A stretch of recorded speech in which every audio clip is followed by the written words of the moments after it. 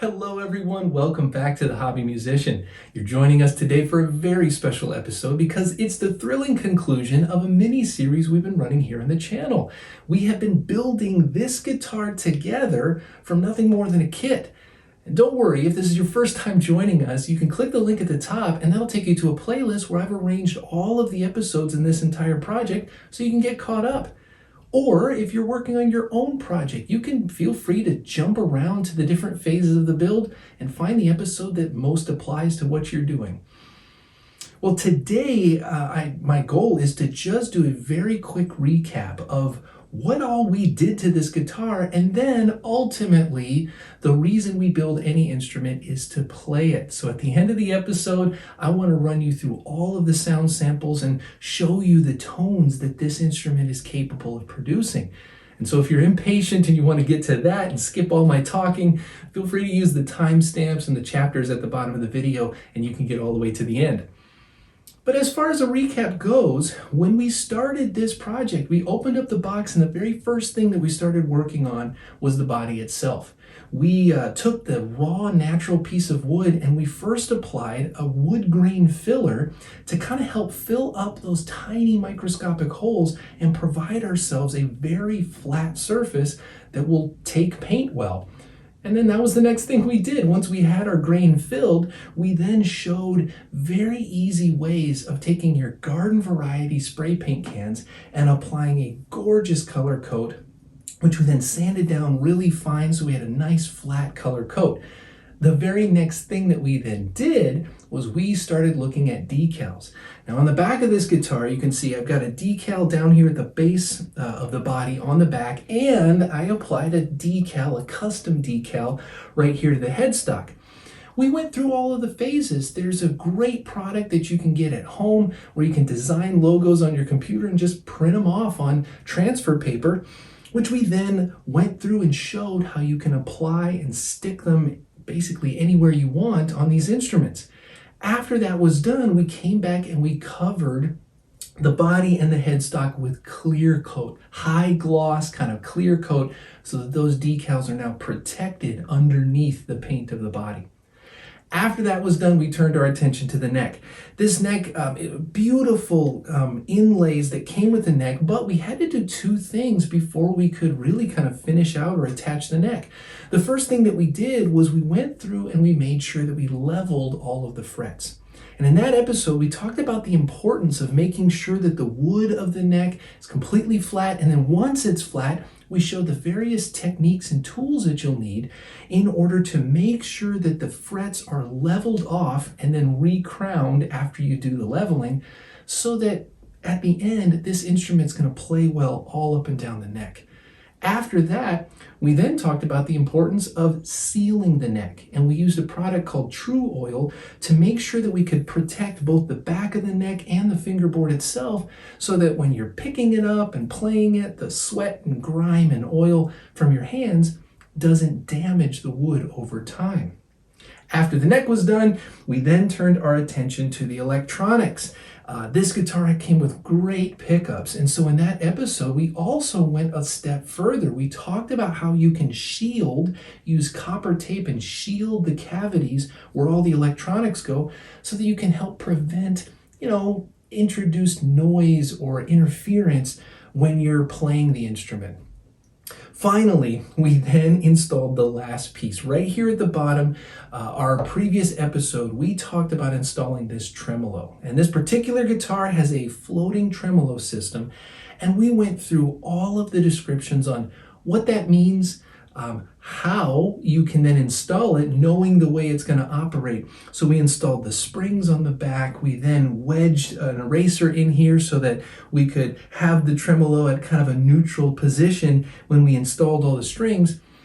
And after all of that was done, we had a guitar that was ready to play. So without further ado, I want you to hear how this instrument sounds. And over the past few days, I've been working on kind of recording and putting together some of these sound clips. So you'll see me in different outfits.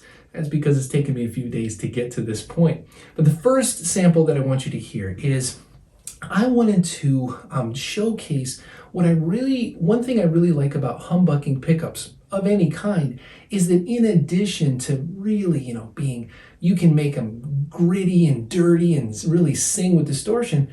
The other thing I like about humbucking pickups is you can also clean them up. You can make them warm and mellow. So this first sound sample, I'm using the neck pickup and I've got the tone control all the way off.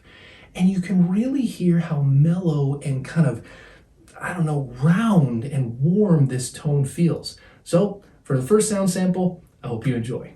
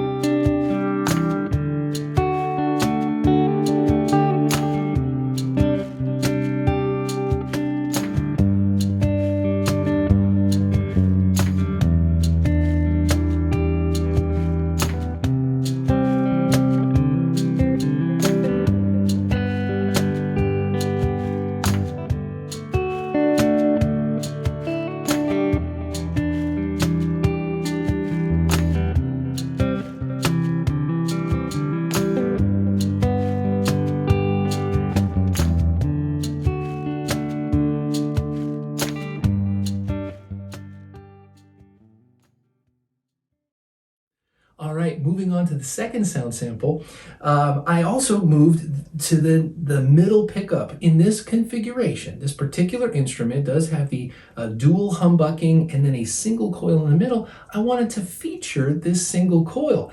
One of the things these types of pickups are really well known for is their clarity. Crystal clear, sparkly. Some people would say, top end, the treble, the higher end, really kind of cuts through on a lot of single coil pickups. So what I did is, for this second sample, I am only selected on the middle pickup, the single coil. I've got the tone control most of the way up. And what you'll hear is, with a well-set amplifier, you can get some really punchy, funky tones out of this, which you may not expect coming from an instrument that looks, like the one we have. So hope you enjoy this second sound sample.